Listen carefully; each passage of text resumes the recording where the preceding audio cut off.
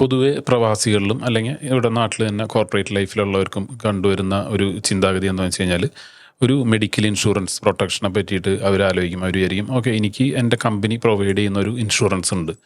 അപ്പോൾ പിന്നെ എനിക്കിനി ഞാൻ എന്തിന് വേറൊരു ഇൻഷുറൻസ് എടുക്കണം എന്ന് വെച്ചിട്ട് പലപ്പോഴും അവർ എടുക്കുന്നതായിട്ട് കാണുന്നില്ല. സത്യത്തിൽ അതൊരു തെറ്റായ ചിന്താഗതിയാണ്. കാരണം എന്താണെന്ന് വെച്ച് കഴിഞ്ഞാൽ ഇപ്പം നിങ്ങൾ പ്രവാസിയായിട്ട് നിൽക്കുന്നു അല്ലെങ്കിൽ ഇവിടെ ഒരു കോർപ്പറേറ്റ് ലൈഫിലുള്ളപ്പോൾ ആ കമ്പനി പ്രൊവൈഡ് ചെയ്യുന്ന ഒരു ഇൻഷുറൻസ് നിങ്ങൾക്കുണ്ട്. ഓക്കെ, നിങ്ങൾക്ക് എന്തെങ്കിലും സംഭവിച്ചു കഴിഞ്ഞാൽ അതിൽ നിന്ന് കിട്ടും.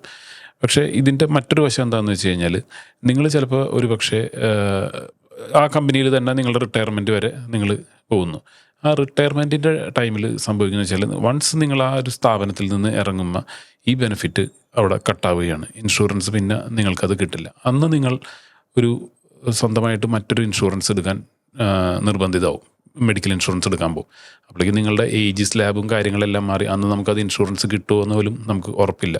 കിട്ടുകയാണെങ്കിൽ തന്നെ കുറേ കണ്ടീഷൻസുകൾ കാര്യങ്ങളുണ്ടാവും. ടൈംസ് ആൻഡ് കണ്ടീഷൻസ് അപ്ലൈ എന്ന് പറഞ്ഞ് ഉള്ള റെസ്ട്രിക്ഷൻസ് പലതിനും വരാം. പ്രീമിയം ഹൈ എമൗണ്ടിൽ കയറേണ്ടി വരാം. അങ്ങനെയുള്ള കാര്യങ്ങൾ വരാം. ഇനി നിങ്ങളൊരു കമ്പനിയിലുള്ളപ്പോൾ തന്നെ ചിലപ്പോൾ മറ്റൊരു കമ്പനിയിലേക്ക് മാറുന്നു. അപ്പോൾ ആ ഈ കമ്പനിയിൽ നിന്ന് ഇറങ്ങി മറ്റൊരു കമ്പനിയിലേക്ക് ജോയിൻ ചെയ്യുന്ന ആ ഒരു ഗ്യാപ്പിൽ നിങ്ങൾക്ക് എന്തെങ്കിലും ഒരു മെഡിക്കൽ എമർജൻസി വന്നു കഴിഞ്ഞാൽ നിങ്ങൾക്കൊരു പ്രൊട്ടക്ഷൻ ഇല്ല.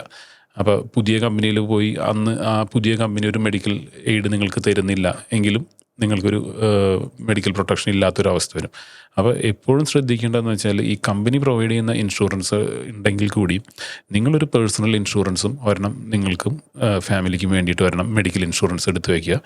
എന്നിട്ട് നിങ്ങൾ റിട്ടയർമെൻറ്റുകളോ കാര്യങ്ങളോ അങ്ങനെയുള്ളതൊക്കെ പ്ലാൻ ചെയ്യുന്നതിന് അതിനൊക്കെ മുമ്പായിട്ട് തന്നെ ഒരു സഫീഷ്യൻ്റ് എമൗണ്ടിലേക്ക് നിങ്ങളുടെ ഇൻഷുറൻസ് പ്രൊട്ടക്ഷൻ ഉയർത്തിയിട്ട് നിങ്ങൾക്കൊരു നല്ലൊരു ഫാമിലി പ്രൊട്ടക്ഷൻ ഉണ്ടെന്ന് ഉറപ്പ് വരുത്തുക.